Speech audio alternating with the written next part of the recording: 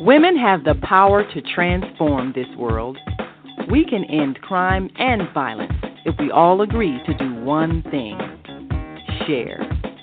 Let's share our wisdom, share our time, share our talents, share our finances, but most of all, let's share our love. This is the Female Solution. Join me, Naima Latif, every morning, 7 a.m. to 9 a.m. Central Standard Time, as we bring you stimulating discussions about the issues affecting our lives. If you're listening online at www.blogtalkradio.com/the-female-solution, press the blue button that says follow and get our daily topics every morning directly to your email and your smartphone. Hi, I'm Naima Latif, Executive Producer of the Female Solution Radio Show. We invite you to call in 515-605-9325 and participate in this daily think tank as we examine the challenges we face and develop solutions that restore peace and harmony. We are global transformers, changing the world from the way it is to the way it should be. We are one. Wherever we live on this earth, we are one human family.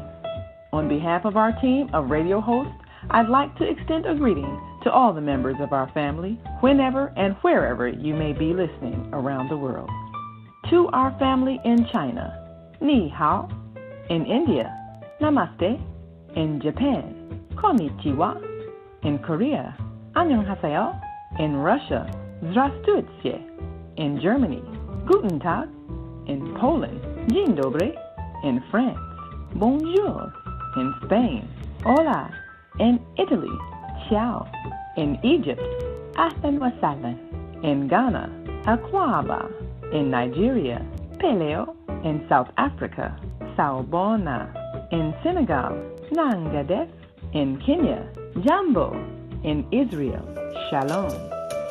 In Pakistan, Afghanistan, Palestine, and Saudi Arabia, Assalamu alaikum. Greetings, and may peace be upon you all. Join us live on the on-air radio network called 727-731-5192. We want to talk to you.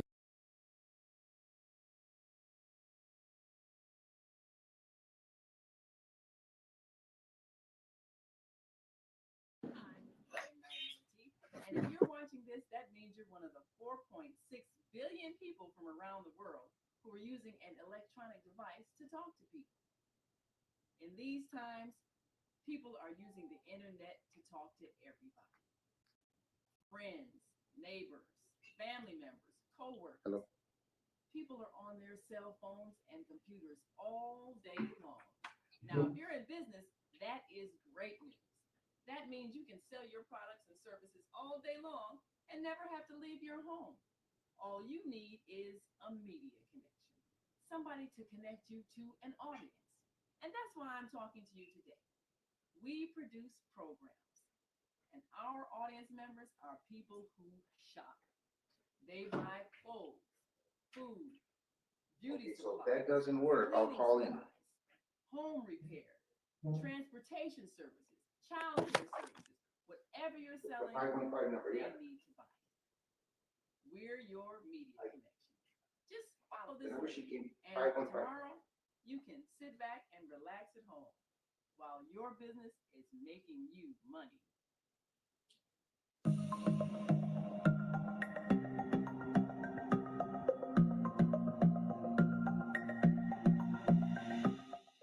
Hi, I'm Barbara. I'm Cheryl. And I'm Naima. We're three Black moms. And in case you didn't notice the resemblance, we're also three sisters. We're going to be coming to you every week, sharing our successes and our mistakes as we navigate our lives as moms, wives, sisters, daughters, and of course, Black women in today's world. We'll talk about it all: race, politics, religion, economics, culture, and we'll take a look at everything from whether or not to use corporal punishment, to how do you teach your children about sex? Hang on, let me try Look this. for our upcoming book, Hang on. Growing Up Charles. It's a personal story about our lives growing up in Maple Park on Chicago's South Side. I'm Barbara. I'm Cheryl. And I'm Naima. We're three Black moms. Follow us on Facebook and subscribe to our YouTube channel, Three Black Moms.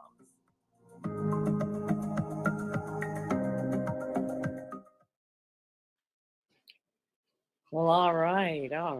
Well, we just want to thank you.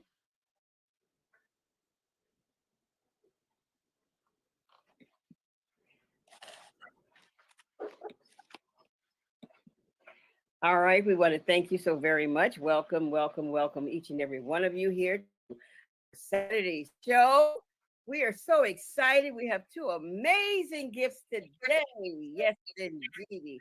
And I want to give thanks to our CEO, Sister Naima Latif, who is the engineer and everything that you can think of, and a wonderful, wonderful, wonderful person. We're just encouraging her to continue on having such programs like this as the Female Solution, allowing us to come aboard and to be able to, as my show is called, walk in the authority, because we need places where we can network and shine and show the presence of the creator that is within us. And we are so happy that you have come to be with us today. I'm Mama Joy, and today we're gonna have a double hitter. Today with Keishonda, CEO of the Kikifer's Entrepreneur Academy in Rockford, Illinois, taking the first part. And she is now in Tennessee with her daughter, who is a cheerleader in Tennessee. And I'm so happy that you took time to be with us today. And the second half, we're going to have Dr. Robert Renteria from the Barrio. And we're just really just full of excitement and really honored to have these two with us today. And we're going to talk about our children, our community, and this nation and the state that we are in. And I tell you, these two, just like the Female Solution, we're part of the solution and part of the process, and we just want the world to know it. So put your hands together and welcome Keishonda. Hallelujah. I appreciate the opportunity to be here. Thank you. Well, I tell you, last night we were with Brother Henry, and now today we're here with you, and I'm just so honored because you've done something that has never been done in the state of Illinois, and we want you to, in your own way, tell us about this great place that's called Kikifer Academy, Entrepreneur Academy. Yes, ma'am. So my husband and I founded Kikifer's Academy. Take my glass off, that reflection is bothering. My husband and I founded Kikifer's Academy. So we are a Black-owned private school here in Rockford, Illinois. So when you say first in Illinois, we were the first in Rockford, at least, to be a Black-owned private school recognized by Illinois State Board of Education. And so what that means is that all of our T's are crossed, all of our I's are dotted. So we have students that can graduate and go on to college anywhere, right? A lot of times we get people like, so are you a school? Like, what does that mean? Yes, we're a school. We are an official, legitimate educational institution. I guess first in Illinois we're the first and only Black-owned entrepreneurial school, right? So we're not just giving our students Common Core, right? They can read, they can write, they can count, they can think critically, but we're also giving our students the tools and the resources that they need to become entrepreneurs as young people. So all of our students have to become published authors, right? So that's the first business, and that's the business that we give them. And then we give them concepts and ideas and just give them the freedom and the space to be entrepreneurs.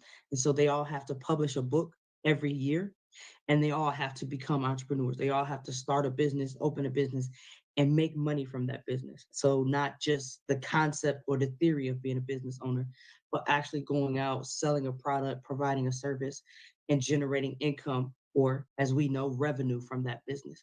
And so that's who we are. We're Kikifer's Academy, and I'm really excited to be And here. and not don't forget to mention that you are also uh, accepted and you're a part of the Illinois Board of Education certified. Yes, ma'am. So you're So our totally school is qualified to go. recognized.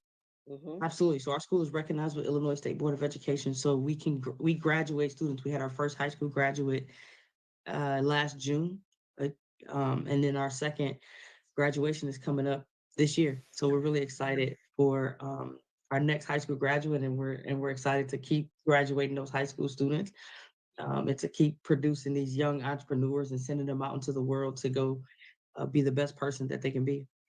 I tell you, sending them out to the world independent and Yes, able to ma'am. do for themselves and to Absolutely. not fear the world because they have been prepared quite well for it.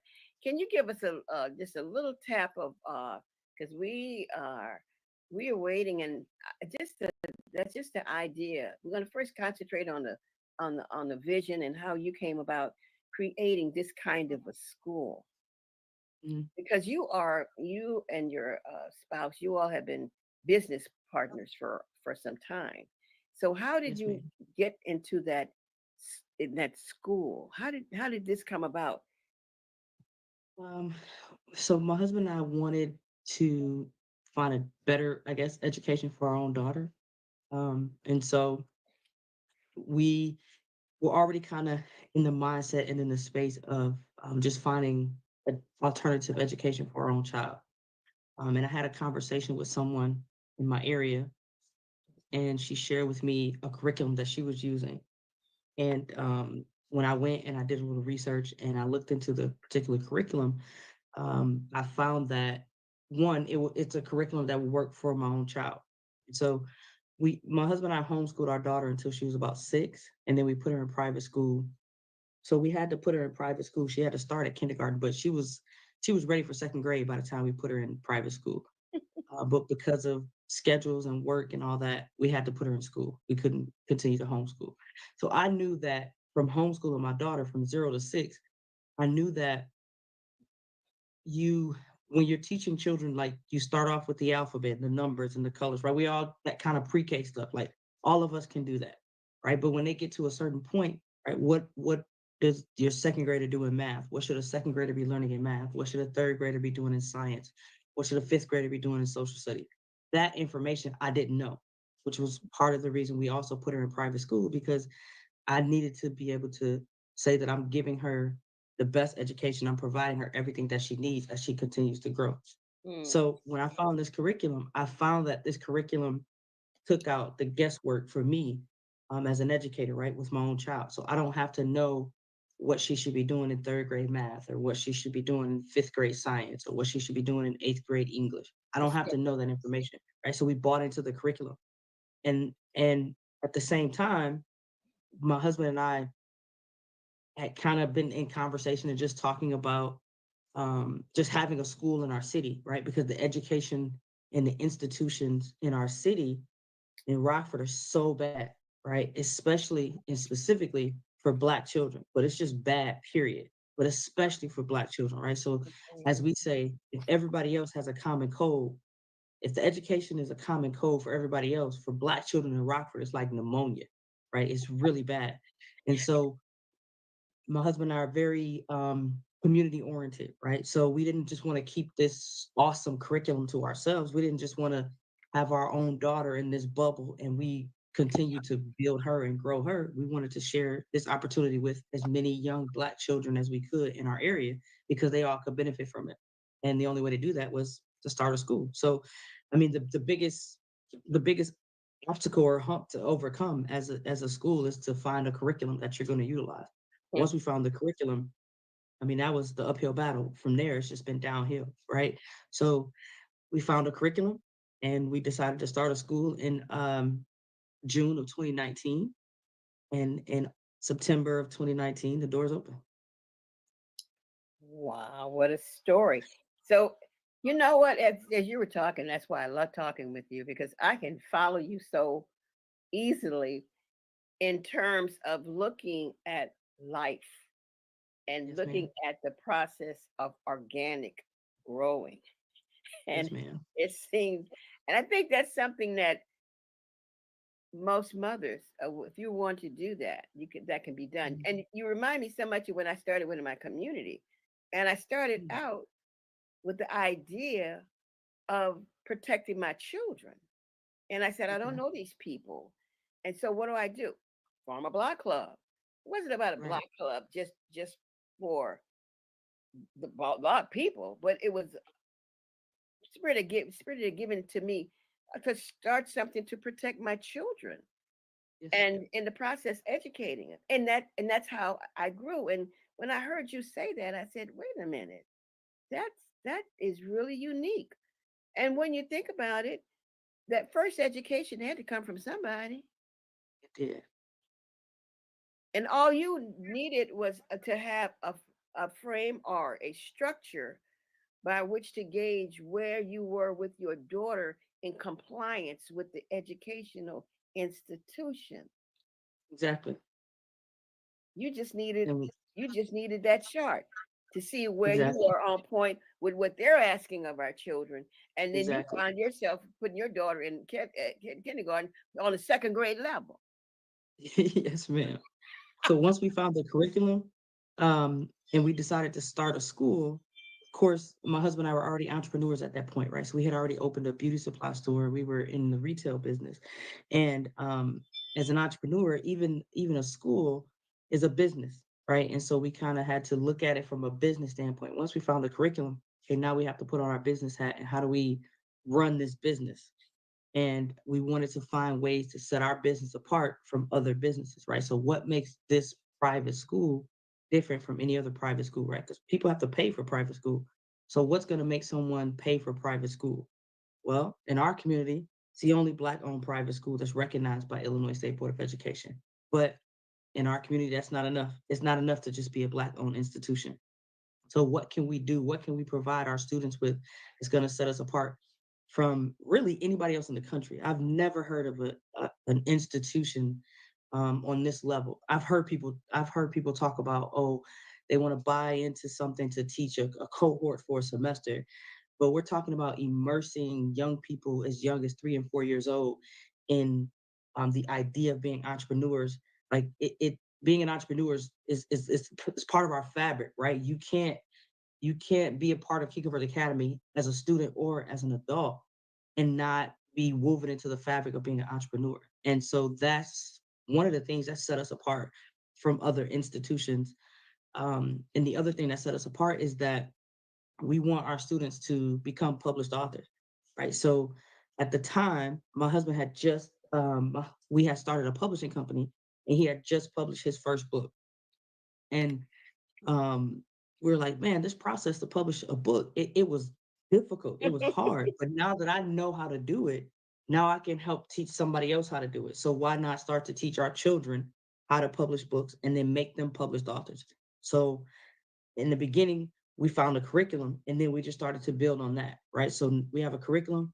Let's teach our students entrepreneur skills. We have a curriculum in entrepreneur skills. Let's teach them how to be published authors. We have curriculum in entrepreneur skills and we're teaching them how to be published authors.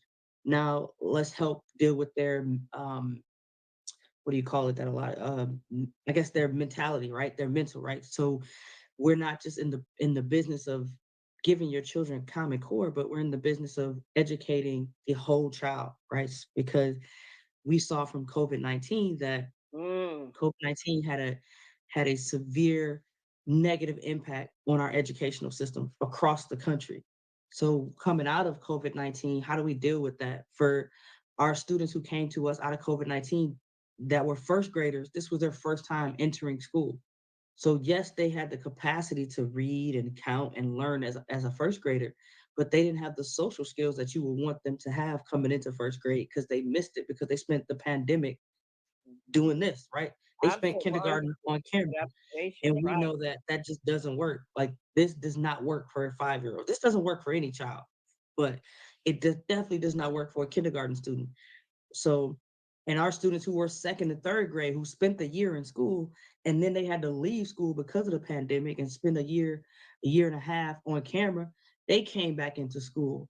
And they needed some more additional just love and help and assistance with dealing with whatever that did to their psyche, and how do they handle that mentally as an 8-year-old? How do you handle having to not be able to interact with other children and not be able to love your teacher and love your classmates? That's a difficult thing to do, is to put a child through having to be isolated.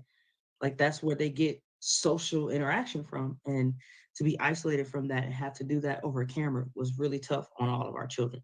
So when we came into leaving the pandemic wanting to continue to educate the entire child. So let me get this timeline straight. You started with Kikifer Entrepreneur School just before the pandemic, right? Yes, ma'am. We started in 19. The pandemic hit in March of 2020. So you were just 1 year old. We weren't even a year. We started in September of 2020, and we didn't finish that year. So we went virtual in March of 2020. That's the same month that the isolation came. Exactly. March So we were affected by that, just like all the other schools March were. the 13th. I can remember that date. March the 13th. Exactly. If I'm not mistaken, it was a Friday. If I recall, that's when at least our governor called it in Illinois. Wow, that's amazing. As we continue, I'm going to ask Sharam to have that news feed of introducing you all to the community, and friend, let me know when he's ready with that. Oh, you are ready. Excuse me. It's all yours.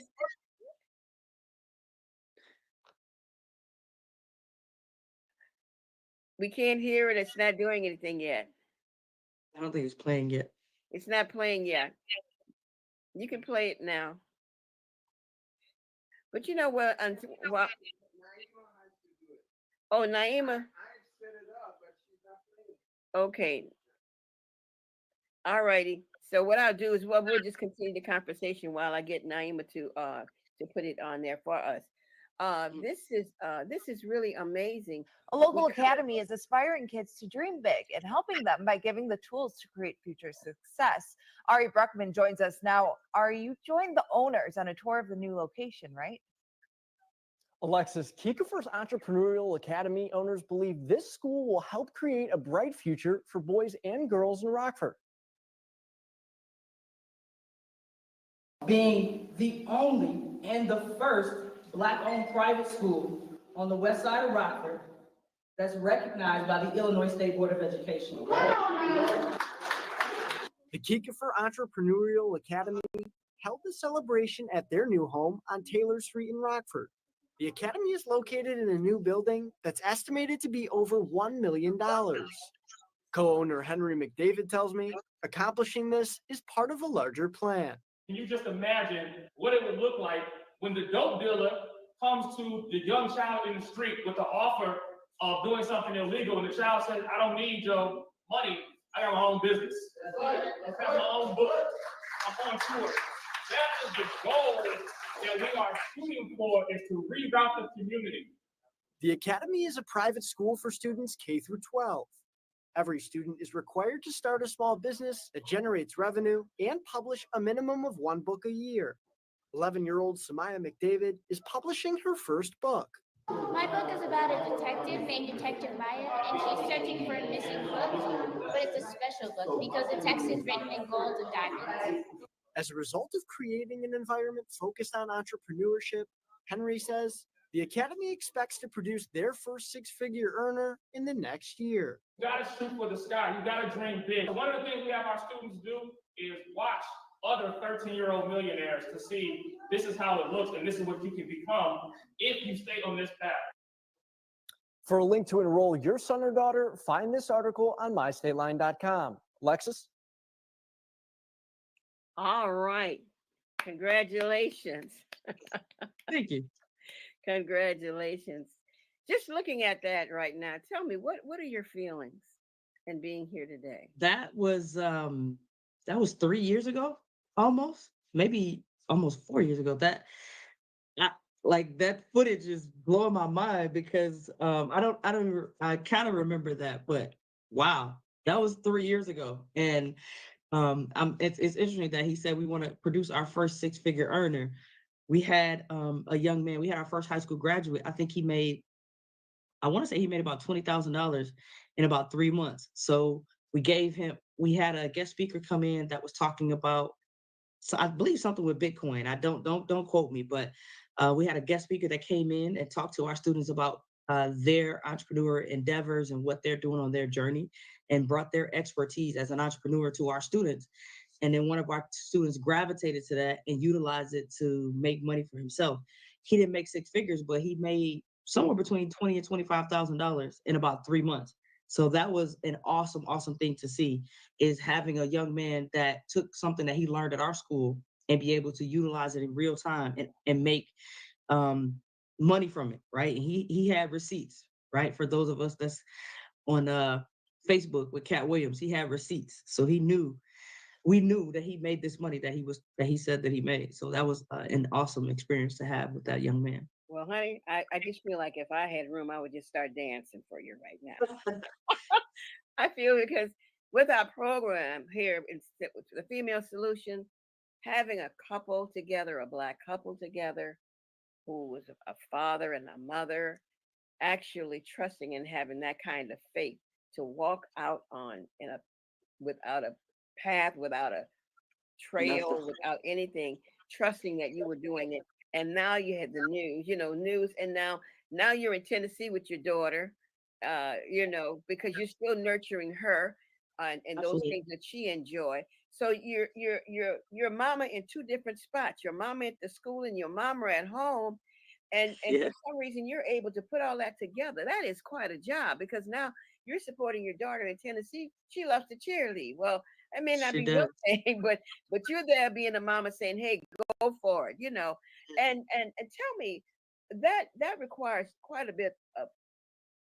I know. Maybe I should ask you: is that stressful, or is it joy? How do you describe bringing all these things together to make it work? I just was at a brunch on New Year's Day with family and friends, and as part of the brunch, everybody had to go around and talk about what they were thankful for.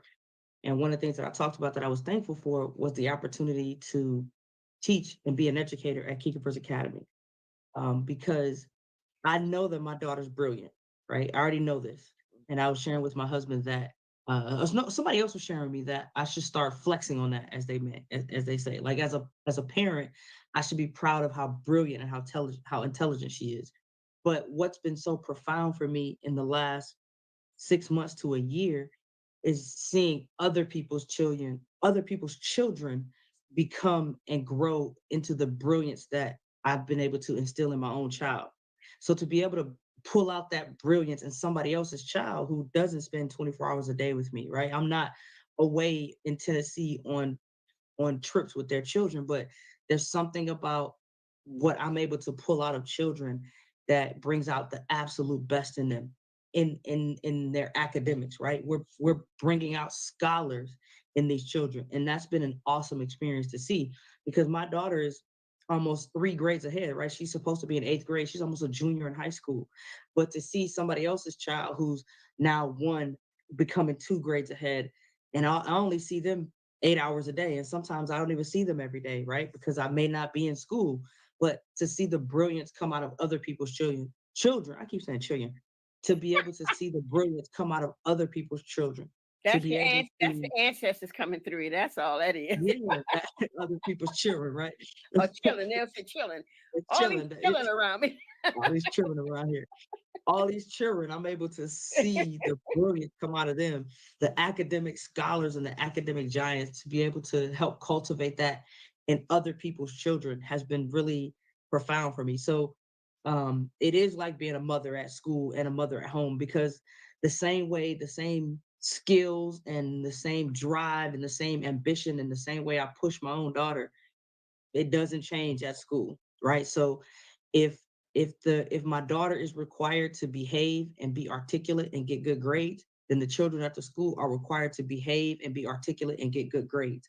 And it's one and the same, right? So if you're a child and you interact with me, you're gonna get the same thing. It's not gonna change from one child to the next. Well, I tell you, this is amazing. And for any of you who are interested in joining this conversation, have any questions for I would say Mama Keishonda,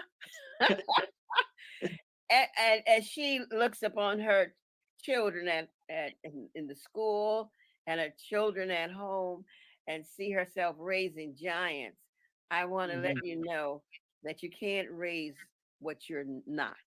And so you're raising just who you Probably. are. It's So probably true. accepted. You're awesome. You are so awesome. And I'm just so proud to know that. And what I'm going to do now is we're going to go in for a commercial and come back and Yes, then ma'am. take this into consideration. Uh, I like that rose in the concrete. Yes, ma'am. And consider yourself that beautiful rose in the concrete and what you have done. And what you have done in Rockford, Illinois. So we're going to just go right now into our board for our first commercial. Now I know I'm on the board, and I should have been clear about that.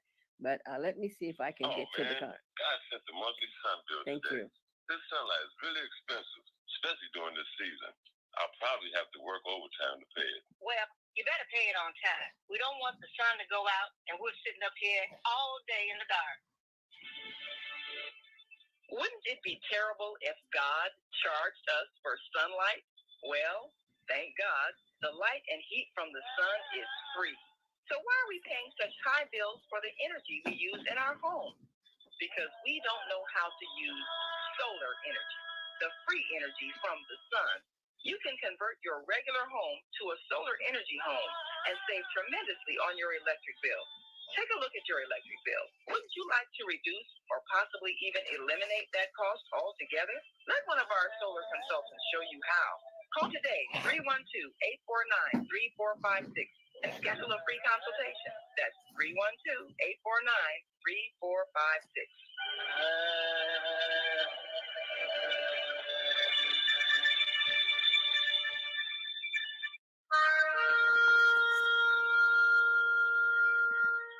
I'm Beata, your holistic life coach.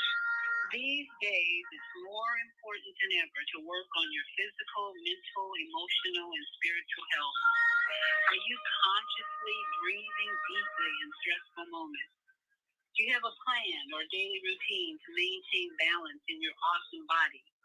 Are you struggling to be disciplined in your eating habits?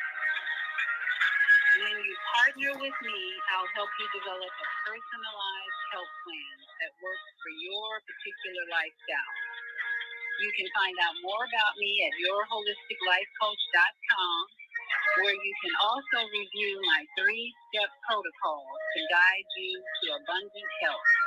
That's yourholisticlifecoach.com, and I'm Beata.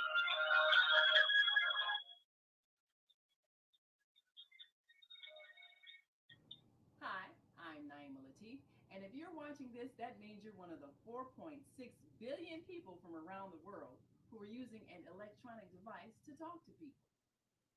In these times, people are using the internet to talk to everybody. Friends, neighbors, family members, co-workers. People are on their cell phones and computers all day long. Now, if you're in business, that is great news. That means you can sell your products and services all day long and never have to leave your home. All you need is a media connection, somebody to connect you to an audience. And that's why I'm talking to you today. We produce programs, and our audience members are people who shop.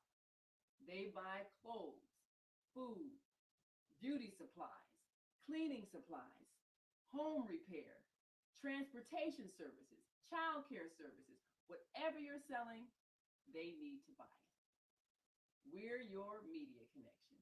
Just follow this link. And tomorrow, you can sit back and relax at home while your business is making you money.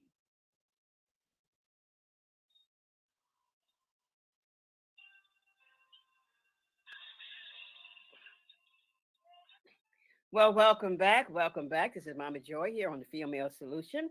And today we have on our Walk of Authority, Mama Keishonda of the Kikifers, a entrepreneur academy, walking in her divine authority, trusting in what she believed to be the answer for her community children, started a school, trusting in how her child was taught at home.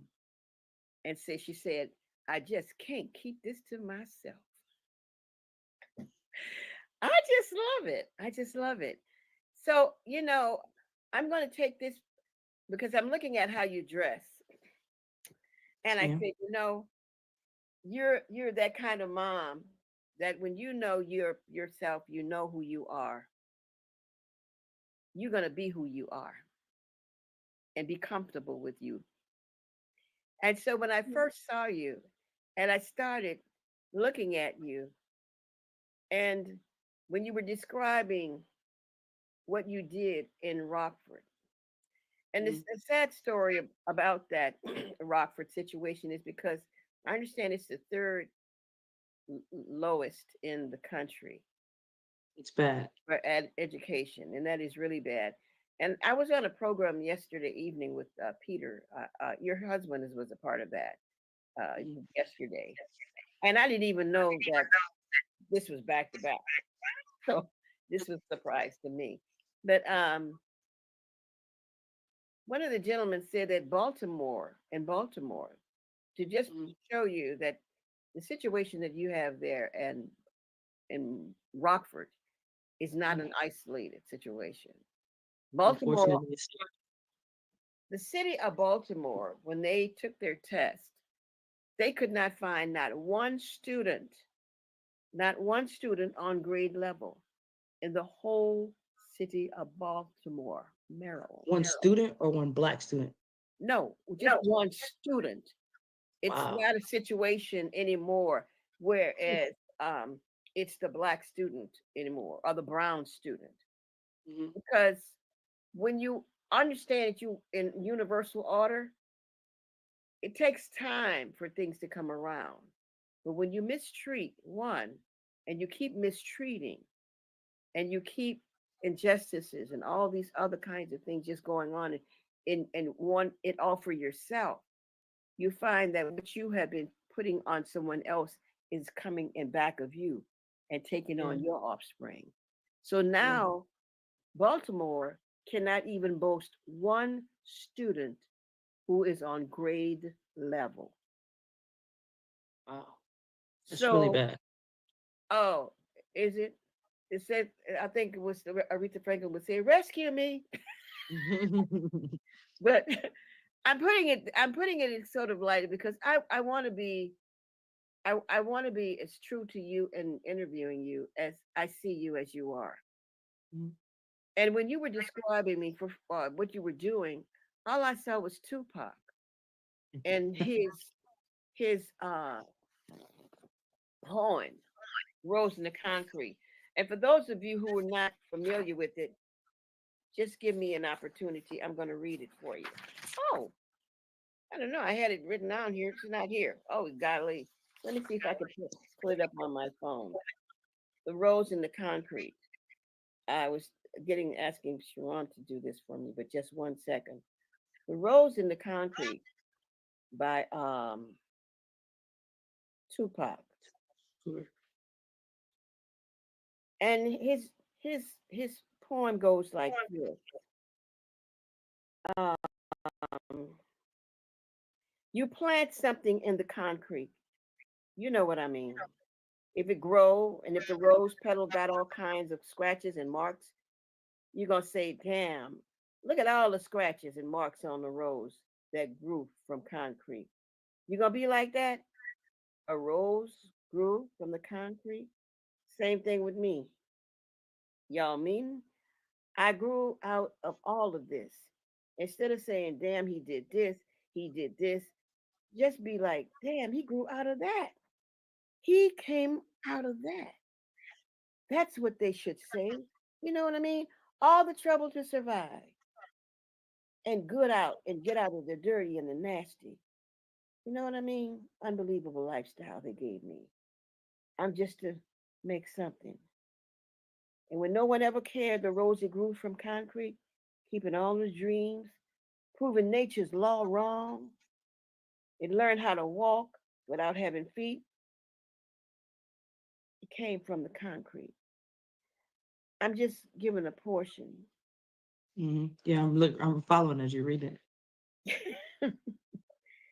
Because I see you as that rose coming out of the concrete of a dilemma of situations.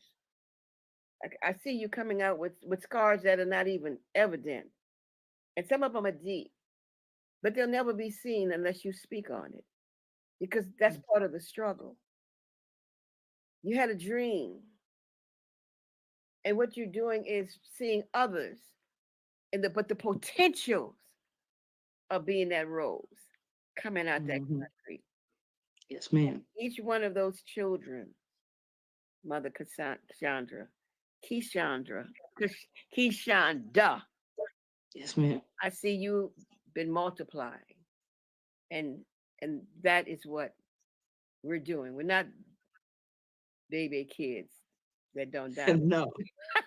No, not at all. We multiply, and I think that your entire work works with me, because I know I had to be that, and many times I would just dress like that simply because I had to stay close to what I felt I could be, and be true. So tell me about this Tupac, because you said, oh, he's my favorite poet, and He is. I never learned of him until after his assassination, and then years later, after my son set me down and had me to listen to Snoop Dogg and Gangsta Heaven and all that kind of stuff. And I told him, I said, I don't listen to all this cussing. I don't want to have that to do. My son pushed me down and said, Mama, I want you to hear it. And that's something that we as adults, many of us need to do. And that is listen to what these young people are saying to us and what they're saying. So they will understand that their rose is coming out of concrete, scarred and marred and defamed. And rather than to look at where they come from and saying it's garbage, just take a look at them and hear what they were saying. And after a while, I listened, and I didn't hear the cussing anymore. I heard the hearts of them. And I realized, wow, how do you get here? And see, you're much younger than I am, so you're closer to that. So you hear it, and you did something about it. You did something about it. You and your husband did. Because I look at Tupac now as one of the prophets. Yes, ma'am. But he could only be what he was. Give me with that relationship and how he plays in some way of inspiring you. So the one song that really inspires me that Tupac wrote was his Dear Mama song. Oh. So there's a line in there that I always reference, and I reference it whenever I want to thank someone or show someone some appreciation, and I want to do it in my own way. And he says, "There's no way I can pay you back, but my plan is to show you that I understand you are appreciated." And I mean, that's just that one lyric or that one verse has kind of been my way of expressing gratitude to people, especially along this journey with the school, because as a school, our gross domestic product we're not selling a tangible product that people can exchange money for. So we spend a lot of time asking for donations. We're a 501c3, and we spend a lot of time asking people to donate to our institution, asking parents to pay for their child's education. But I mean, even as a parent, unless you see the value in education for your child, what does it really mean to give money for somebody to educate your child? And so we spend a lot of time asking people to give to our institution, but we're not necessarily giving anything back. We're educating children, but we're not giving anything tangible, right? So you can buy a cell phone and you can see the tangible cell phone that you buy, right? I give you money, you give me a cell phone. You give me money, I educate your child. You as an individual, Mama Joy, you donate to the school, you don't necessarily see the direct benefits of the education that we're providing for that child. So when people All the protection. Exactly. So when people donate to the school, the best way that obviously saying thank you is saying thank you, but literally there's no way I can pay you back. I can't give you this money back.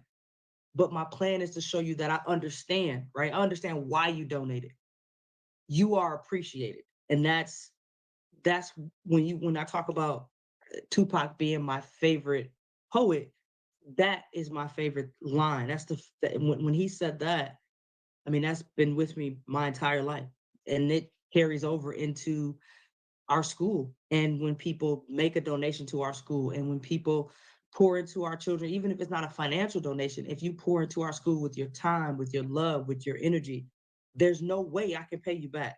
For someone to come in and give our children the understanding of how to be an entrepreneur, if you can teach our students how to invest in real estate, I can't pay you back, right? There's no way I can pay you back if you give our students an understanding of how to invest in real estate.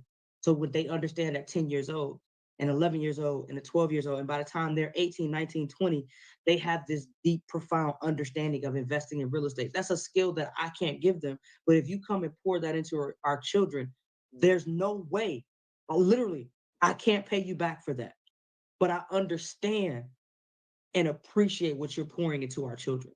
So when I talk about my love for Tupac, it is my love for him that he had for his mother and his appreciation for his mother, and that there's no way he could pay her back for all the love that he poured into her, or all the love that she poured into him as a young man growing up. But his plan is to show her that he understands and let her know you are appreciated. That's all I can do is tell you that I appreciate it. And so for all of those people out there that's watching that want to donate to Kikifer's Academy, I can't pay you back, but I understand why you're pouring into, because you value education, and I appreciate it. Well, hey, you know what? Believe it or not, those are the three words that I took from that. I appreciate, I understand, and I'll make a plan. And that's what's part of the words. And I have that written down because that struck me. But I discovered this morning that in that he said this, he said, and I finally realized, you see him growing into a maturity. I got a question on the board, so I'm going to ask you that. But the question, but he said, I finally realized, I understand. You know, he said, even though you were a dope fiend, you were still my Black queen. Because you were doing the best that you could. So there was even as a Black queen, mama. Yeah, I got you. Yeah, I know, right? Absolutely. Yeah, no. So I took that and I did a show on that, and that's the whole thing about he was a person of forgiveness. He forgave his mom. He began to understand the challenges that women have raising children, being a single mother. And now my question here is going to tie into this: being a woman, being a mother, being an entrepreneur, being a businesswoman, being an advocate for the community and for economic justice, educational justice. How do you work together with your husband as a couple, leading the school while keeping a relationship intact? Because so many start together and then they go to different ways and start repeating the same thing. What does it take in a relationship to make this work and keep you guys together in this? Well, I can tell you that what keeps us together in our relationship is not necessarily working in the school, but it's how our relationship started and how our relationship and the foundation of our relationship, and that's putting God first, right? So my husband and I don't know, you know how people say I'm not religious, I'm spiritual. I don't know if I'm religious, but I'm spiritual, right? So I believe in something, in somebody that's bigger than me, right? I didn't create myself. I am not my creator. And so my husband and I are always giving thanks and praise to our creator, right? So our creator is the head of our household. Our creator comes first in every decision that we make, in how we move, in how we operate in business, and how we operate as husband and wife. And as long as we continue to give praise to our creator and thank God for just giving us life, and we operate and we move in a way that would be um, pleased by our creator, then everything else kind of falls into place. So it's easy to work with my spouse. It's easy to work with my husband because I understand that God put him as the head of our household, right? So as a wife, it's my responsibility to how do I put this without saying bogus? I'm trying to say, well, I'm trying to say it's my duty and my job to um, be a good wife and a good mother of my household, and that carries over into business. So I'm not going to, you're not going to see me disrespect my husband in public, right? You're not going to see me going off on my husband and cursing my husband out in school just because we work together in school. You're not going to see me do that because I respect him as a man and the head of our household, because I respect the position that God put him in. And so we're able to work together as husband and wife because of our relationship, not necessarily with each other, but our individual relationship with our creator and our relationship with one another with our creator. That's true. And you go back home and you stay in that relationship, and it's like whatever it is that he did wrong that you're not in agreement with, you go home and you say, "We got to straighten this out." We work it out, right? So you got to work it out, but you don't we work gotta it out work in it the out. public. You don't work it out in the public. No, we work it out the same way our creator would ask us to work out any problem in our relationship. So just because we're business partners doesn't mean we agree on everything. I think that we should do this. I think that our students should be more accountable in this way. Uh, I think that you're being too hard on the students. Like whatever the conversation may be, we handle it the way that we would, um, whether we were in business or whether we're just simply handling something that comes up in our relationship as husband and wife. We handle our issues and concerns and hear one another out, and we listen to one another. Like those are things that you look for in a marriage. So it doesn't matter that we work in business together. What matters is that you have conversations and you respect one another's opinions and you respect one another's thoughts in the conversation the same way you would if it was in business or if you were not in business together. So I think that my husband and I again are able to work together and as a couple and keep our relationship intact, because it doesn't matter if we're in business. That doesn't matter. What matters is the vows that we took and our relationship again as individuals with our creator and together as the two become one. If my husband ever sees this, he's had this little joke lately about the two becoming one. As the two become one with our creator. That's what drives us. That's what keeps our relationship intact, in business or not. Oh wow. I love that. I love that. Well, I want to thank you so much for being with us today. Yes, And ma'am. Thank you guys. and wishing you luck with your daughter competition today. Thank And you. this has been wonderful. I hope you feeling good, because I I am. do. I feel great. I really appreciate the opportunity to be here. And thank you so much. I appreciate the documentary that you all are putting together for our school and our students. And I'm really excited about just continuing this journey that you all have given us an opportunity to be a part of. I'm going to check to see if Sharon has put the other video up so we can hear some of the voices from your students. That it was two or three in particular. Do you have that clip ready, Sharon? Okay, all righty. So let's see if Naima is able to do it. It's one with the young lady. She was saying that she was scattered brain. Oh yeah, there she goes right there. Thank you. Yes. There's a lot of video of my daughter. Yeah, it is. That's your daughter? Yes, ma'am. No, I didn't know that. Hmm. It's two of them, her and the next one. It's and then we can cut it, but that'd be great. I really like the pace part because you can go ahead of your grade. Let's say you're in second grade, you can be in fourth grade, even though you're in second grade at the school, and you normally can't do that with other schools. Even though you're ahead of your grade, you're still with your other peers.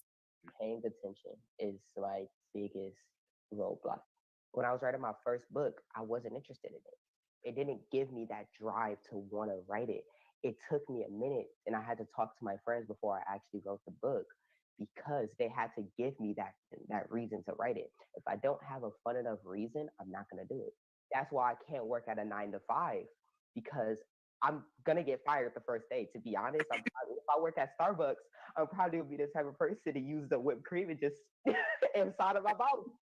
But that's why I love Kikifer so much, is because they have those electives, all of these little things inside of the day to keep me entertained, to keep my mind on my work. I have the will to want to do the homework.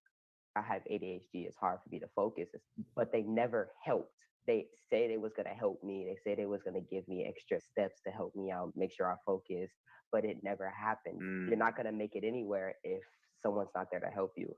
And that's what I've seen with Kiki First. It's the best because they there to help you no matter what. Woo! It's beautiful. Ah, you're there to help. That's what we're on. Thank you, Mama Naima. Thank you so much, and this has been really great. And so I'm so grateful. So as we come to the top of the hour, is there any words that you would like to leave with us? Contact information, phone numbers, so that Yes, ma'am. Can I type, or do you all have to type for me? oh no, you can type. Can I type in the chat? Yeah, type in the chat. Yeah, Type I'm in gonna the type. chat. So I'm gonna type a link to so people can have an opportunity to donate to our school. So I think it's show chat. I think is what I need to do, right? Now, Exit you know full. So what?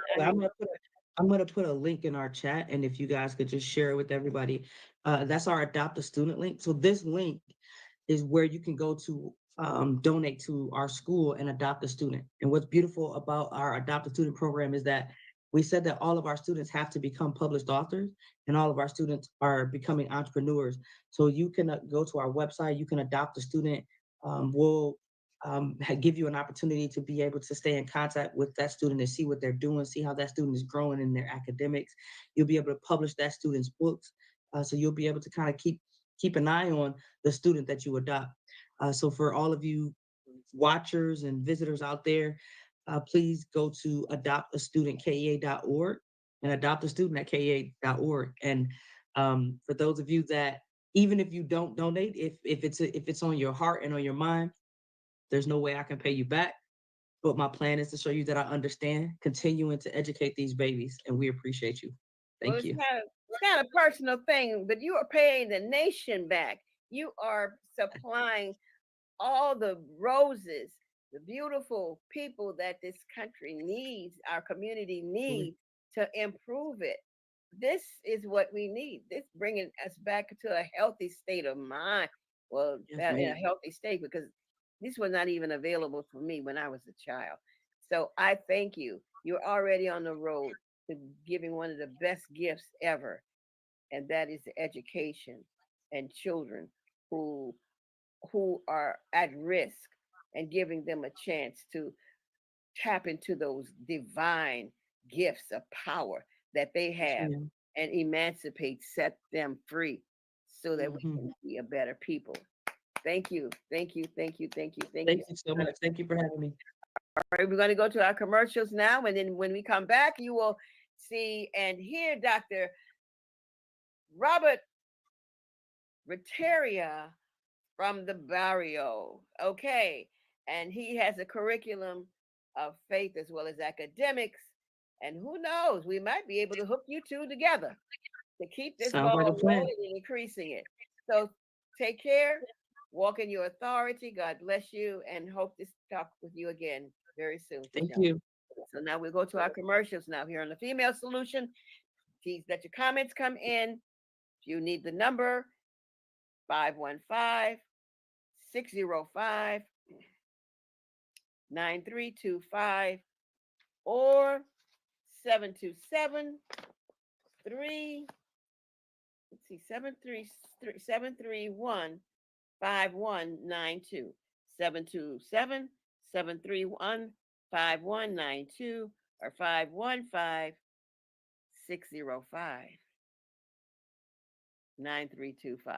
Now commercials. Thank you.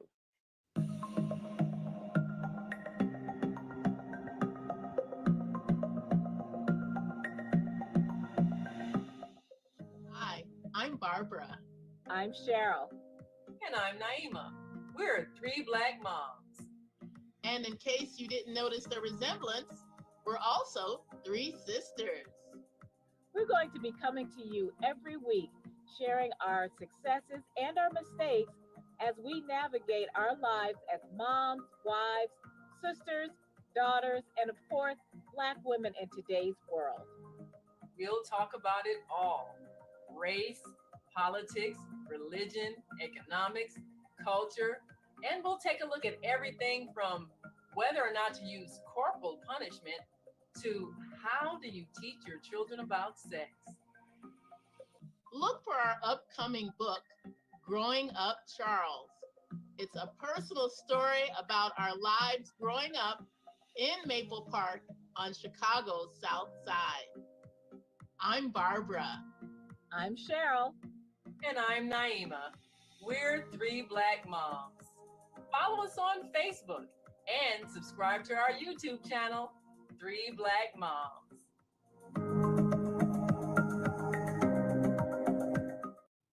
Hi, I'm Naima Latif, and if you're watching this, that means you're one of the 4.6 billion people from around the world who are using an electronic device to talk to people. In these times, people are using the internet to talk to everybody.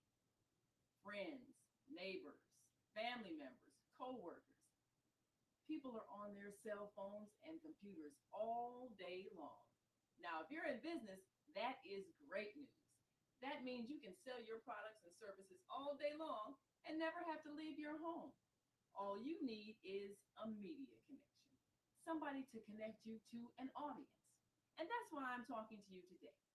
We produce programs, and our audience members are people who shop.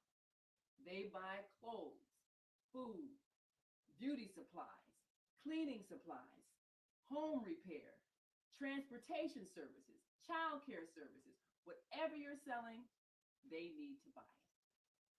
We're your media connection. Just follow this link, and tomorrow you can sit back and relax at home while your business is making you money.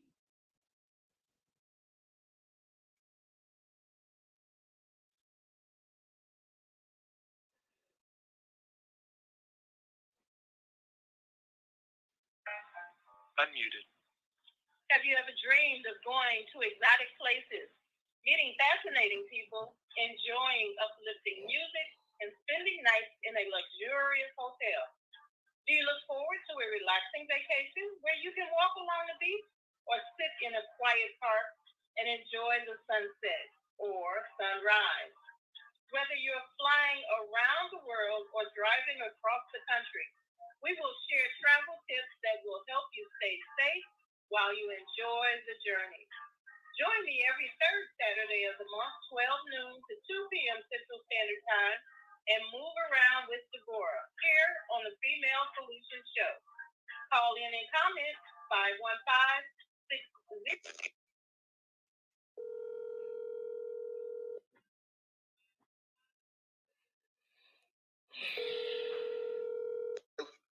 Hi, how are you? You got disconnected?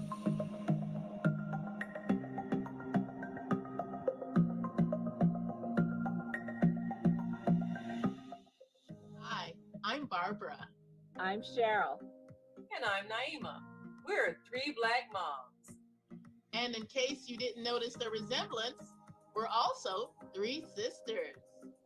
We're going to be coming to you every week, sharing our successes and our mistakes as we navigate our lives as moms, wives, sisters, daughters, and of course, Black women in today's world.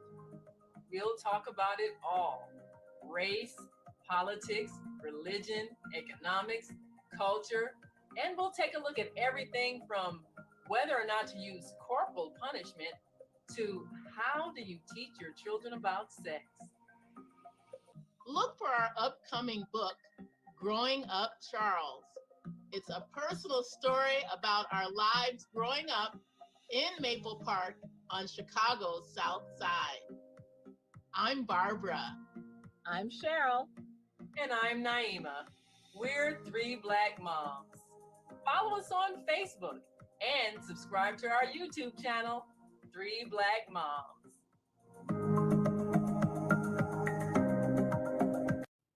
Hi, I'm Naima Latif, and if you're watching this, that means you're one of the 4.6 billion people from around the world who are using an electronic device to talk to people. In these times, people are using the internet to talk to everybody. Friends, neighbors, family members, co-workers. People are on their cell phones and computers all day long. Now, if you're in business, that is great news. That means you can sell your products and services all day long and never have to leave your home. All you need is a media connection, somebody to connect you to an audience. And that's why I'm talking to you today. We produce programs, and our audience members are people who shop. They buy clothes, food, beauty supplies, cleaning supplies, home repair, transportation services, childcare services. Whatever you're selling, they need to buy it. We're your media connection.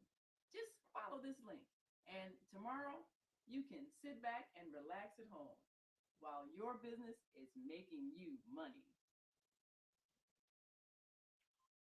Hi, this is John Alexander. And I'm Naima Latif. Meet people like you who are making a positive difference in the world. Big difference. Watch us every day on The Media Connection at www.youtube.com/The Media Connection TV. YouTube it. We'll see you soon.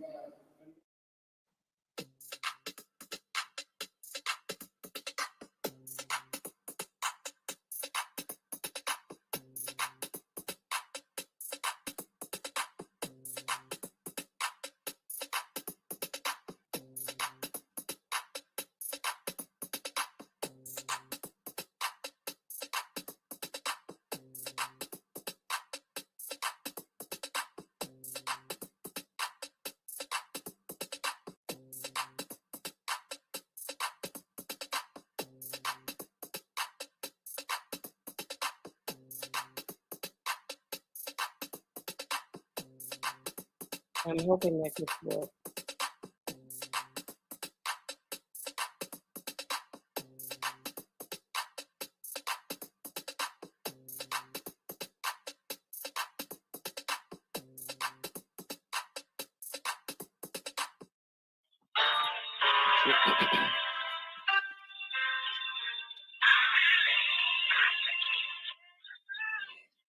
Well, welcome back, welcome back, welcome back to the Female Solution here. And this is Mama Joy speaking to you. And thank you for being here with us as we learn to walk in our authority and showcase those individuals who are doing so.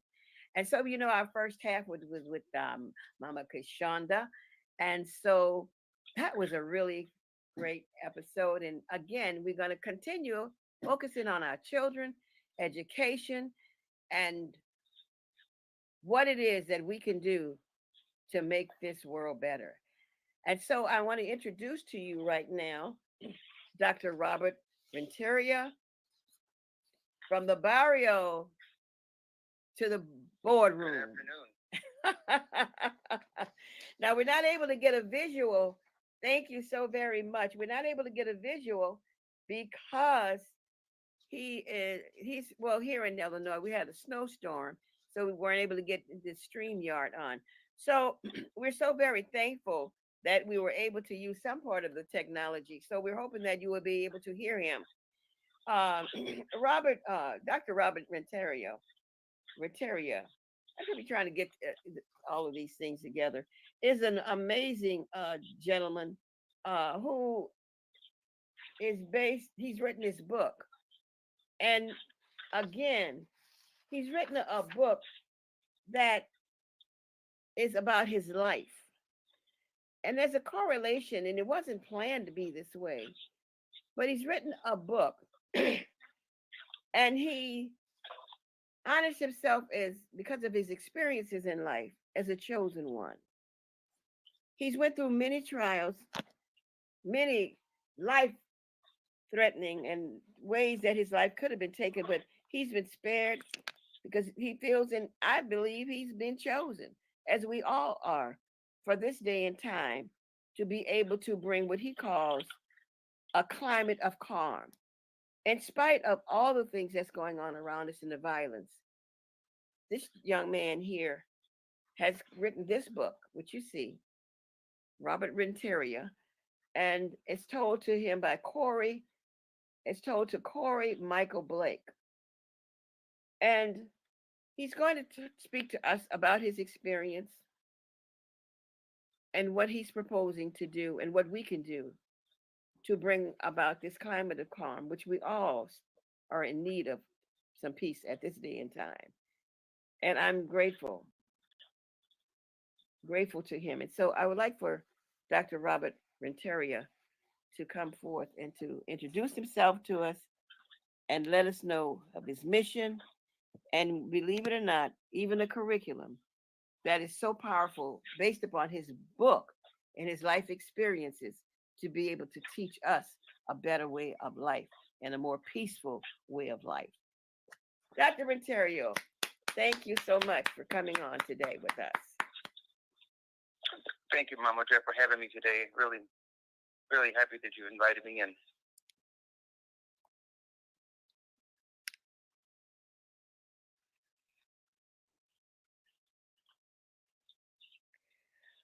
Well, okay. Can you tell us? Can you hear me? Yeah, I can hear you now. It went kind of a little dead. Well, I want you to tell us, because you're not from Chicago. You started in Los Angeles. And right, I was born in the Barrio, East Los Angeles, and I'll just give you the Reader's Digest version of my life story. I grew up in poverty.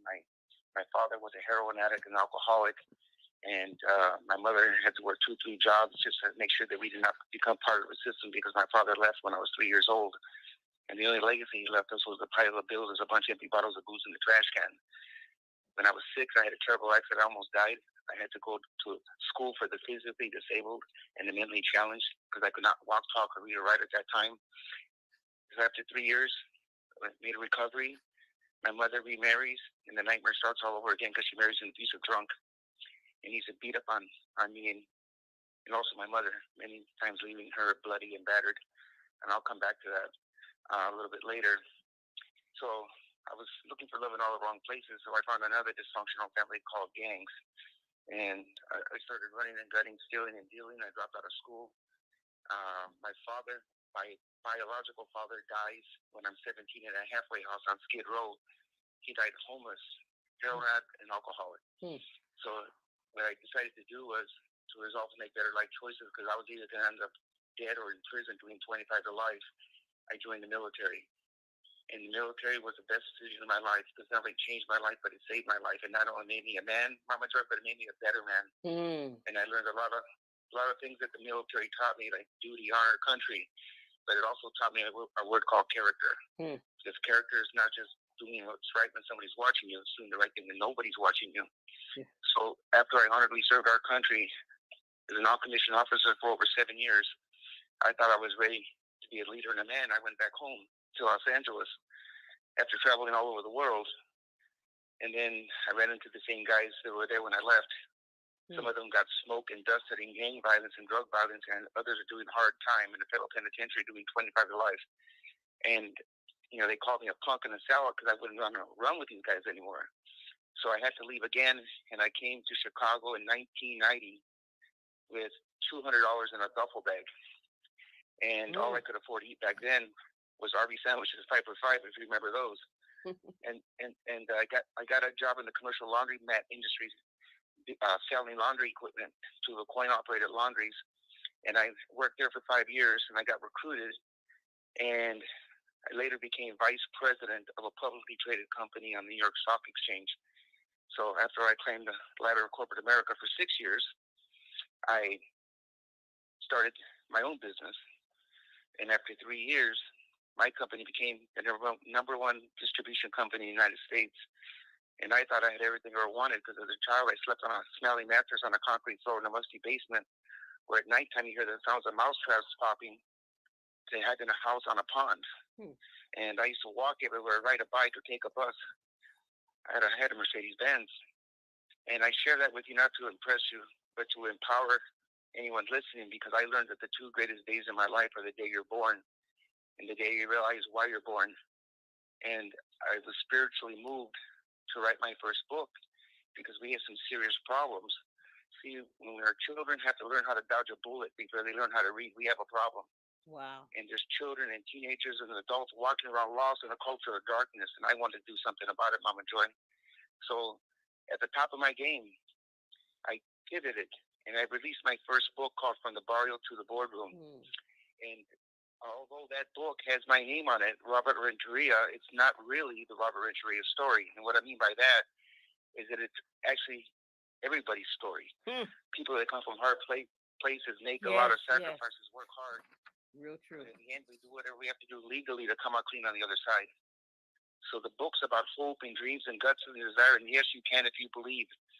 So in 2008, that book came out, Mama Joy, and then I got a call from Chicago Public Schools, and they wanted to teach the book. So we made a deal where I had to create a curriculum off-duty hours because I wanted to pay them and I wanted to own it so I could donate that curriculum to schools across the country and around the world.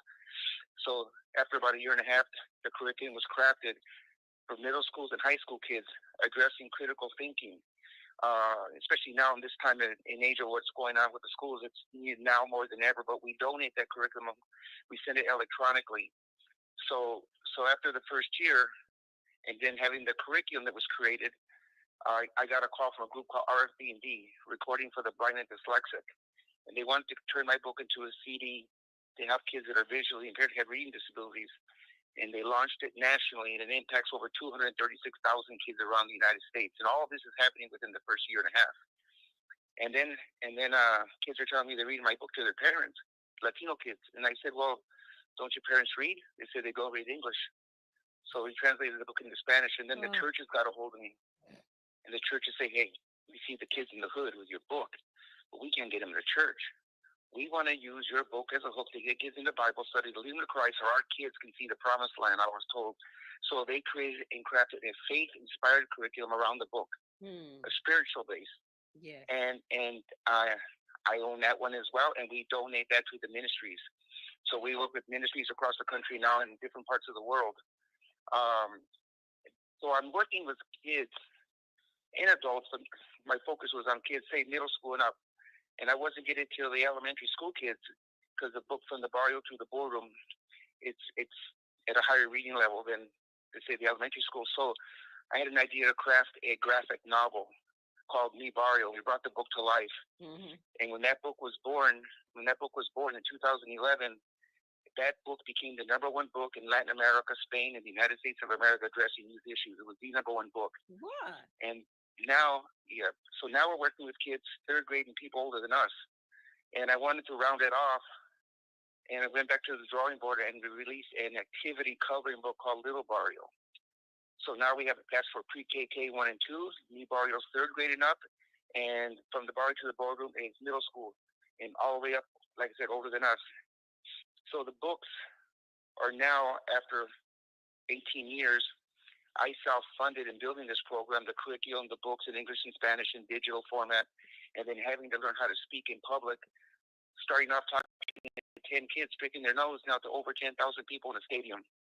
But we've invested in the future of our children's education and their safety, well over $400,000 to build this program, to be able to bring something that's culturally relevant to kids to teach them that the secrets to success are hard work, determination, and education. Lord, wow, wow, wow, wow. I don't want to hold my breath, but you're saying that your book was #1 across the waters. The graphic novel, yes. It was featured. It was featured in 65 major airports around the United States as well. Airports. Yeah. Around the world.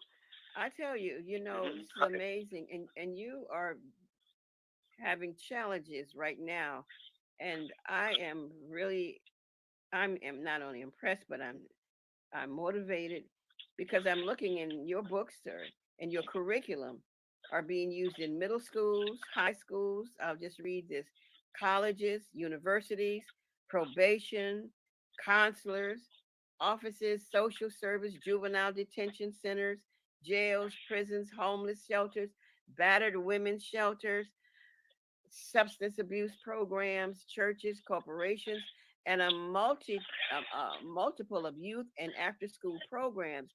And with all of this, Dr.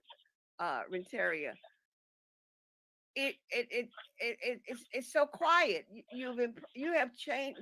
Why is it that all of this which you have done and are doing is still so quiet?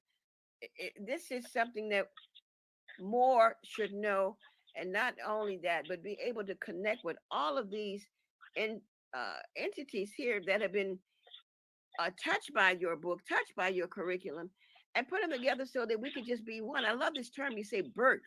Your book is birth, and so your book is to give birth, and we birth and we connect. So I'm looking and seeing just how you came to me is an amazing thing. And I really am encouraged, just like the young lady that spoke on the first half of the program. There is a universal force that is working with us now. Is that okay for us to say it? Because we need something bigger outside of ourselves to make this work. And your book is part of a cornerstone, I would say, of the rebirth of society. I would like to believe that coming to us. Your book has impacted on children in the middle school, and those who miss middle school in some way, they're winding up in juvenile detention, giving them a feeling of how would you say, not salvation is not the word, but saluable, worthy and valuable, and then the jail system and the prisons. This is where the homeless dwell, battered women shelters. That wasn't available to me. So we have many children. We can't even impart how important it is for us to learn how to protect our women, our mothers, and the children that they bore in the ignorance and the lack of protection that they have. This book is phenomenal. And one of the things that, and I started with your book reading it, was when we got, I had to stop, honestly, because I couldn't believe that you were actually here. And I had to think about it. And it was an accident. And can you describe for that what it was? Because you had an accident and you bled literally for 20 minutes before even help could come to you. And yeah, that was a freak accident. I was at a carnival with my aunts and uncles and cousins. They had taken us over there. And I got on a ride called the Octopus. And what happened was when the ride ended, everybody was getting off. But for some reason, they said I went back in because I must have lost something. So when I came out, they had started the ride. It swung around and hit me on the right side of my head. And it threw me some 50 feet in the air, hitting the ground with a bone protruding through my head. I had a compound fracture. And it was blood everywhere. I was lying in a pool of blood.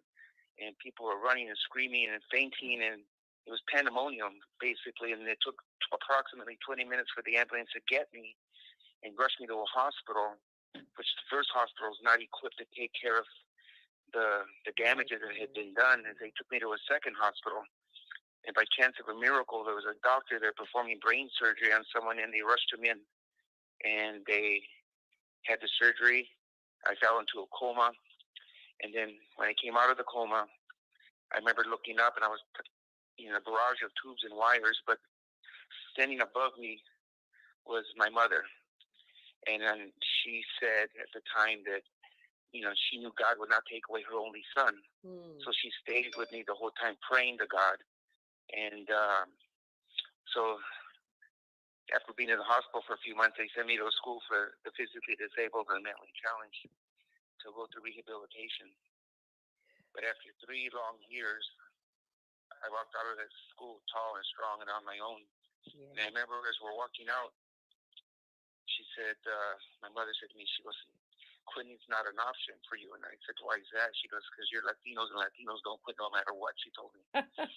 So that seed that she put into my head stayed with me as I went along, and I got into corporate America, or even when I went to start my own business and helped other businesses all over the state of Illinois and the country. Like, you may not be aware of this, but all the spin cycle laundromats you see in Illinois, and all the Bubble Land laundromats, that was me. What? I'm the one who built them. I sold the equipment for them, and I created dozens and dozens of businesses for people and jobs for people in the communities. Wow. So that's what I used to do before I became an author, now a messenger for God, is I was in the laundromat business. Wow. So I appreciate very much what Keishonda was talking about, creating entrepreneurs, because they've taken away those skills from the schools. Yes, they have. The craft school, trade schools. That's right. That's right. And I want to just go back to you when you describe happiness. Happiness was about victory, because I'm looking at that was another part of the page that I've got blue all over your book. Okay, I got blue all. I'm highlighting all over your book, and happiness. You come out of there, and happiness was about victory. You were victorious, and this is your mom there with you, and you said we had done what they said could not be done. The medical world had written you off, but you overcame this. And because they told your mother so many things, and yet even with your mother's struggle, the point is she stayed in that faith of knowing you're not going anyplace. You cannot go. You're my only son. You're not going. The power of prayer and her will and belief in God pulled me out. Because the doctors had told my mother during the surgery that I would probably not fully recover, and if I did recover, they should consider me putting me into an institution because I would never be normal again. And my mother wasn't having any of that medicine from them. Having their medicine, I tell you, that's the power of a mother's love. The power of a mother's love and a mother's prayer is amazing, and you're evidence of it. So I'm speaking to a miracle. And if anyone has any questions or comments that they would like to give, please note it. If you're looking from Facebook, enter your comments in so that we can respond to that. To Dr. Renteria, who is with us today. We're not able to see his face on StreamYard because of a snowstorm that we're having here in Illinois, and he was not able to do that. But we're happy to have your voice here, and I'm very, very appreciative of your willingness to come and back with us. I wish we had a picture of you to put on it. We didn't have enough time to do that. So we're gonna move right along, and what gets me is that you qualified after such a horrific head injury that you qualified for the military and were able to serve. How was that done? Well, I had a full recovery. It took several years, like I said, being in the school and then getting all my motor skills back. But to your point, the doctors had told my mother and myself years later, when I got a clean bill of health, that it was 1 in a million, that it was, like you said, it was a miracle. God had other plans for me. God had other plans, and you're, and that is. Yeah, so go ahead. No, go ahead, I'm sorry, please. Okay, you spoke about your grandfather in the beginning, and then you turned right back around and started about your father saying, this is in Spanish it is given to him. But he said, means show me your friends and I'll tell you who you are. And in life, you said if you have to make sure that you are, excuse me, I'm trying to get this, I apologize for that. Make sure you're willing to live with the choices that you make. And to me, what it is that you've had some terrible run-ins and you've had some abandonments, but you're not blaming anyone. And I'm wondering what is the spirit that you have, because after suffering so much with that, and then going through the gangs and and abuse, how did you relieve yourself of blaming or shame or any of the kind of things that keep people locked up and unable to come out of those lives of bondage and gangs and whatever? What was it that freed you and to make you think that that the world was yours, or whatever the vision was that you had to keep moving forward? Well, my mother had taught me that there are no victims, only those who refuse to make a choice, and not to be pointing fingers and blaming other people when things don't go right.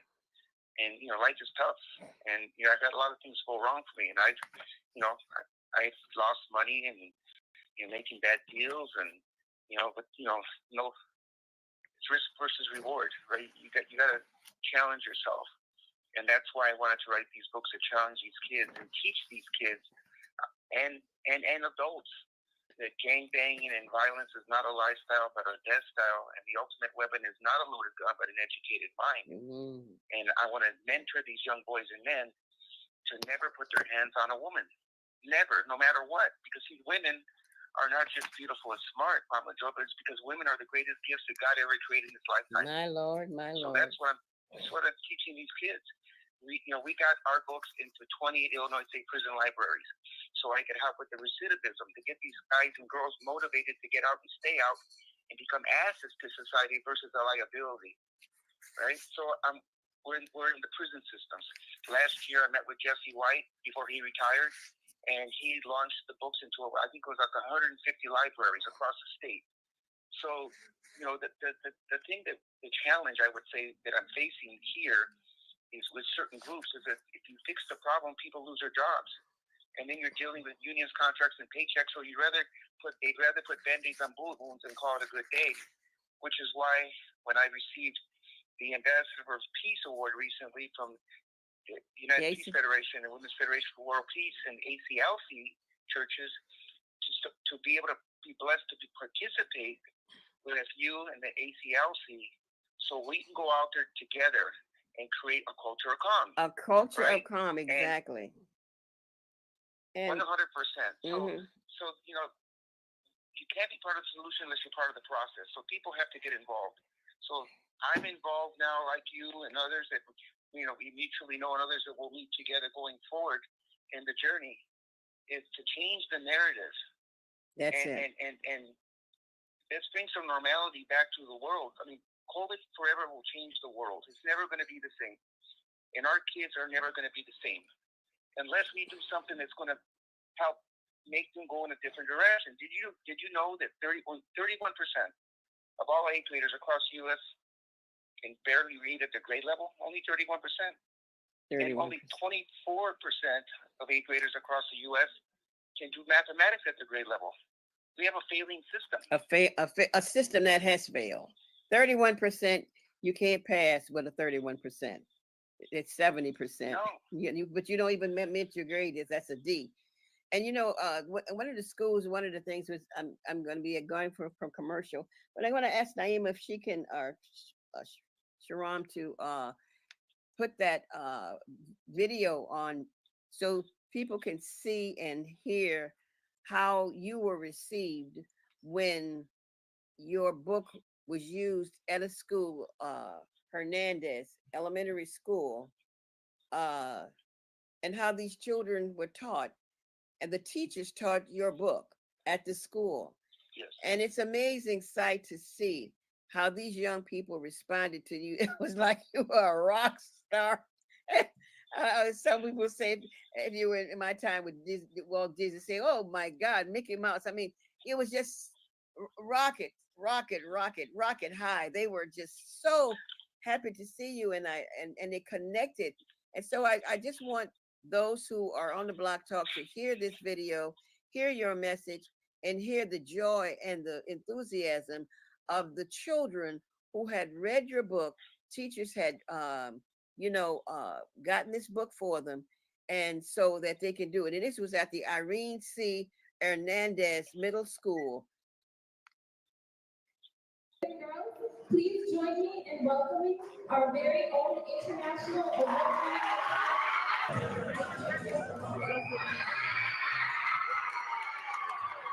Here they are screaming as you are entering the room with your cap on. You are a man in black. And giving them high fives for those of you who are not seeing this. He's walking down the aisle and the kids are up in their seats and he's giving high fives to the left and the right side of the aisle. And I see some of them still trying to reach him. Oh gosh, look here. He's going to let one of the kids put his hat on one. Oh, did you give that kid your hat? Oh my gosh. The girls. Okay, he's going to the stage now. For those of you on Block Talk Radio. This is amazing.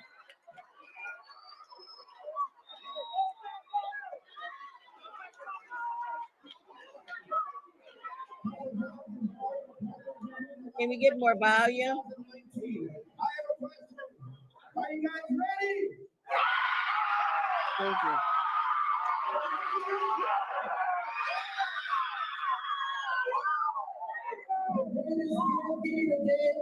Is a time that yes, you can change, and yes, you can grow, and yes, you can be anybody you want to be, but you gotta believe. You gotta believe, the believers like air. It's in your shoe. Even though you can't see, you can survive. So even though you can't see her, we still breathe, right? And even though you can't see God, we still believe, right? My little brothers and sisters, follow faith. Faith to be anybody you want to be. My whole life, people say to me, "What would you never gonna be nobody?" I love you too.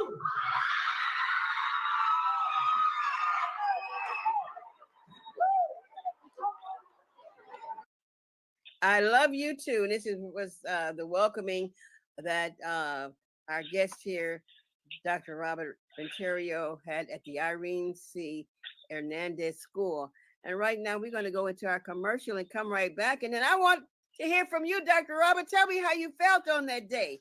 And so we'll go to our commercials and we'll be right back and hearing him as he impacts upon our young people. Thank you so much. What a great. Hi, I'm Naima Latif, and if you're watching this, that means you're one of the 4.6 billion people from around the world who are using an electronic device to talk to people. In these times, people are using the internet to talk to everybody. Friends, neighbors, family members, co-workers. People are on their cell phones and computers all day long. Now, if you're in business, that is great news. That means you can sell your products and services all day long and never have to leave your home. All you need is a media connection, somebody to connect you to an audience. And that's why I'm talking to you today. We produce programs, and our audience members are people who shop. They buy clothes, food, beauty supplies, cleaning supplies, home repair, transportation services, childcare services. Whatever you're selling, they need to buy it. We're your media connection. Just follow this link. And tomorrow, you can sit back and relax at home while your business is making you money.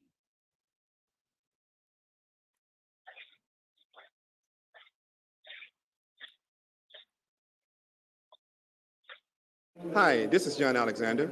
And I'm Naima Latif. Meet people like you who are making a positive difference in the world. Big difference. Watch us every day on The Media Connection at www.youtube.com/The Media Connection TV. YouTube it. We'll see you soon.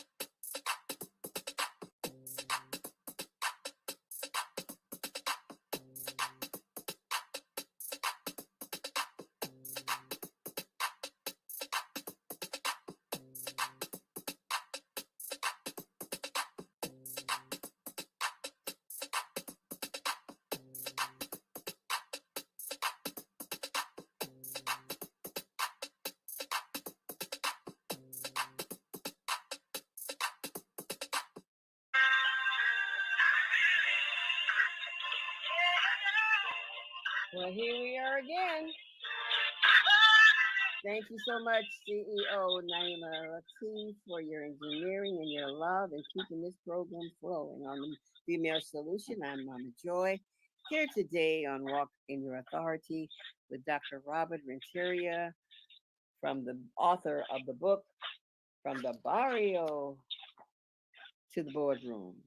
And so he's been sharing with us his story, his experience, and how the book that he wrote, through the help and the assistance of the Chicago public school system, who were so impressed with the book and was able to see how that book could make a difference to the climate that he calls the climate of comment, climate of calm, and a climate which would diffuse the violence that is erupting in every school, just about every school in our nation, in communities.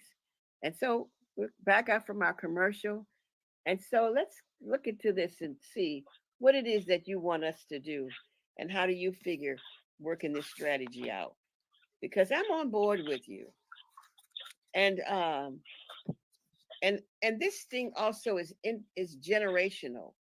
This curriculum that you have two kinds of curriculums. One that is focused on academics, and one that is of faith. And that operation on faith is a curriculum that can be used in any faith base. You know, right now, that word faith-based is also found in our police districts here in Chicago. We have faith-based initiatives in our police departments, and many of them, they have prayer and work through the community. So I'm wondering, even with this book, how they can too look at your book, and your book to me confirms when they're receptive of your book. It's like a confirmation to me that we are connecting. It is a very vital connecting piece to assure us that we're on the right track, and to be that piece that encourages us. As you said here, you too can chase the American dream, not the American dream that our parents had, but an American dream that can encompass in everybody, men, women, children, black, whites, and don't even look at the color, because we're all one family. We're all part of the human family. So how can we chase this American dream? And what is the difference between this American dream that you're offering us through this Barrio to the Boardroom that is different from the American dream of when I was a child or you were a child? Because it is a different American dream. The kids are reacting to the books the way they are because they're living the life today that we lived back then. So it's actually their story too. So the book is giving them hope, and it's teaching them that the greater the struggle, the greater the victory. Their pain, my pain, your pain, our pain is not in vain. So it's teaching them, as Dr. Martin Luther King said, how to make a way out of no way. So, and if the dream is big enough, the odds don't even matter. So for me, I never measured a person's success by the size of their pocketbook, right? There's a lot of people who are plumbers, electricians. I mean, they could be whatever it is that their field that they've chosen to go into. You know, it could be academics. It could be a business. But as long as they're happy and they've got a well-rounded family base that they can lean on, because there's nothing more important in this lifetime than family. So the book teaches you how to protect it and respect it and not abuse the privilege. So the way that I see this unraveling to really create that culture of calm we're talking about and build communities, we have to collaborate together, right? It's not a me thing, it's a we thing. We have to unite, because united we stand, divided we will fall. And this effort that we make is not about blue states or red states, but rather about the United States of America, one nation under God. Yes. These books teach kids to love each other, take care of each other, because that's how the foundation of this world was built. And I believe if we build on that foundation, Mama Joy, then we be a champion of this place here in Chicago that we call home, to take care of our families, our neighbors, our community, our great city, and then beyond. So, as an example now, with all the stuff that's happening in Chicago, you know, Mayor Brandon Johnson should implement this program as an anti-violence prevention program. It's already used across the country. It's in 25 other countries around the world. So we are scaling because we're partnering with a lot of different groups. Yes. What I want to do, Mama Joy, with you and the other clergy, is this anti-violence coalition to go out there and lift our kids up so they too can spread their wings and fly like the angels God intended them to be. If we bring God back to schools, we are going to change the narrative, because the schools are taking God out of the classroom. Yes. They're taking the flag out of the classroom, which Yes. is, you know, duty, honor, country, patriotism out of the classroom, and they replace it with poison. They're trying to control our kids. And we need to give these kids tools that are culturally relevant, that will help them to think and understand that there's consequences. So yes. If there's anyone listening or anybody that we know collectively, let's build our own army, because it's not, the system isn't going to fix it for us. Mm-hmm. We're going to have to fix it because the system is broken. So I believe that the churches and a program like this, I can tell you that and it's not just for Latino kids, mind you. I mean, when they had the riots in Ferguson, Missouri, you may or may not know this, but they brought me into Ferguson to talk to the kids about breaking the racial divide. No. And with I had the same reaction in Ferguson that we had here in Chicago. And when the superintendent, the principal said, "Wow, the way they reacted to you, and you're not black." And I said, "Listen, they don't know they're black either. Kids don't know color. Kids know love." Come on now. That's why I say we have to love each Come other. on now. Come on now. Take a page out of their book. It's love is going to conquer all things. That's it. Now that's the key. It's from the older, the color consciousness. That's not the reality. We all a part of God's garden. As a minister told me, a pastor, she says, we're all a part of God's garden. And we are being nurtured and nourished, not just with God as our father, but with God as our mother too. And that's where our values come from, both sides, knowing that God is both our mother and our father, so we can edify both girls and boys into understanding that we all have a piece of this divine authority. And we walk in that to be, as you say, an army of peace, army of love, an army of encouragement, smiles. Every day we can do something to make a difference. And you have this note here around your book. You said, never be afraid to take the shot, because the two greatest days in your life are the day you were born and the day you realize why you were born. And you're making yourself, you say, I'm proud to lead by example and tell you that I've closed my business and taken a blind leap of faith to serve a higher purpose. I am now the founder, chairman of the board from the Barrio Foundation. Walk with me. And this is not a foundation that somebody else put you in, but this is a foundation that you created you created. And can you tell us more about this foundation and how we can be supportive of it where it is, and is it one, and how far widespread is it? Well, thank you. The foundation has multiple partners, right? Like I said, we work with across the country, and they can find us at fromthebarrio.com website. It's from the Barrio, B as in boy, ARRIO.com. They can also contact me directly, and I'll give you that number. It's 312-933-5619. And I would say that what I've witnessed in the last 18 years is it's helping kids with their character, it's teaching them pride, accomplishment, and self-esteem. It's moving people in the right direction, right? So the foundation it's being used more as an anti-violence prevention program, but it's also not just for kids; it's for adults. And yes, it is. There's just multiple groups who are grabbing this as a teaching tool, right? To help kids and adults, as I said before, to find a way, make a way out of no way. So you can contact us. I'd be happy to collaborate with you. The foundation itself is located here in Illinois. But as I mentioned, we have partners across the United States. I work as an ambassador also for the World Boxing Council, the WBC, and they are now in 171 countries around the world. So the Barrio books is on the table with the WBC to be the official book for the WBC worldwide, and that's on the table for 2024. So at the end of the day, it's not about my story. It's our story. It's the kids' story. And so these are culturally relevant teaching tools for the kids. See, traditional learning teaches quantitative. It's like pre and post surveys and that data collection. How's it working for you? We have a failing system. We're more about qualitative, right? The body of work that's created.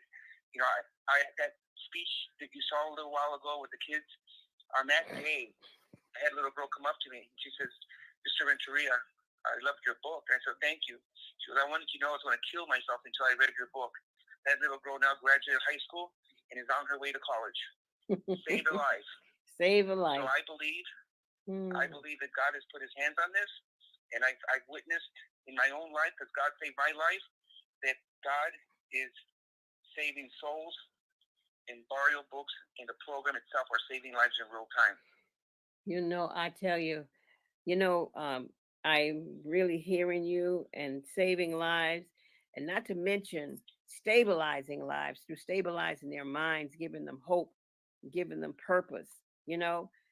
Putting prayer back into the church, back in the schools is very important, because there is a separation of church and state, but church is not the spirit of life. You have school spirit.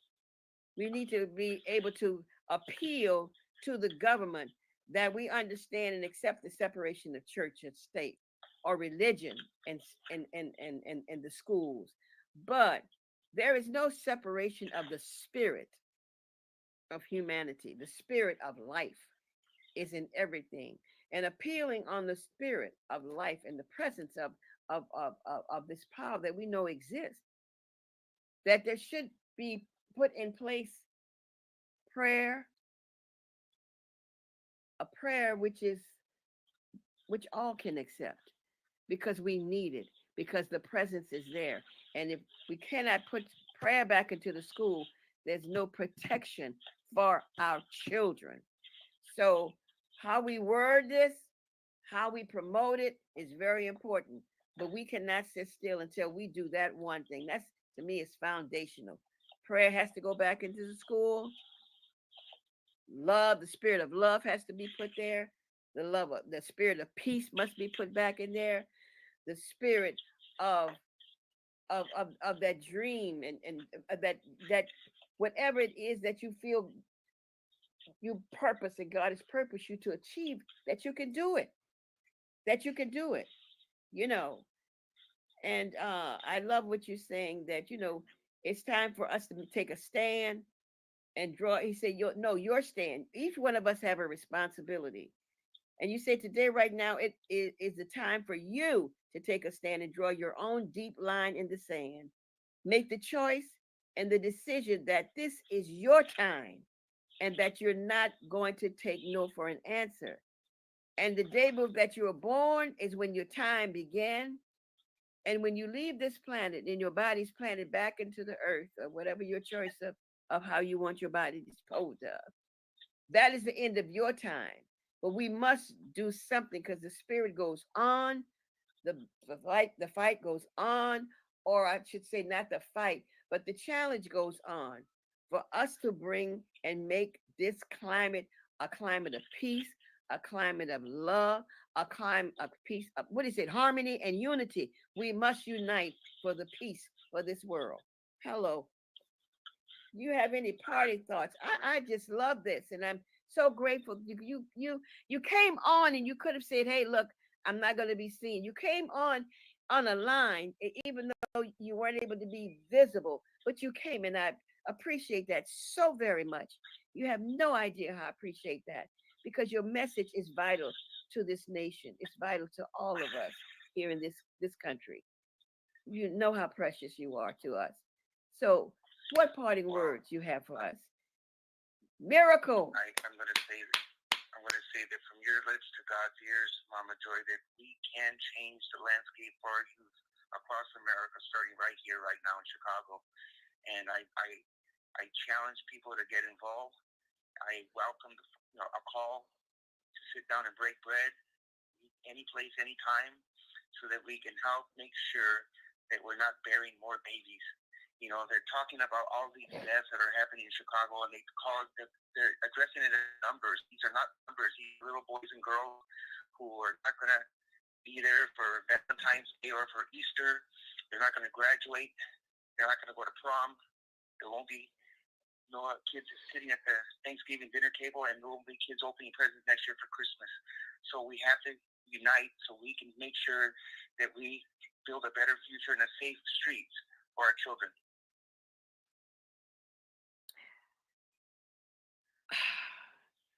I say this every sermon I end. We're not birthing children to bury them. We have more children coming into the church for the first time in coffins than that's being baptized. That should not be the case. That should not be the case. I want to thank you so very much as we close out today. Thank you for being our guest today, Dr. Renteria, advocate, promoter of peace, ambassador of peace here in Chicago and this nation. And I'm just grateful for the book, From the Barrio to the Boardroom. As we close out, thank you. Join with Mama Joy again, second Saturdays. Walk Your Authority. Dr. Renteria, you are walking in your divine authority. And we want to thank you for that. God bless you. God bless you. Thank you. Thank you. As we close out, join us again. Naima, we can close out. If you want to take a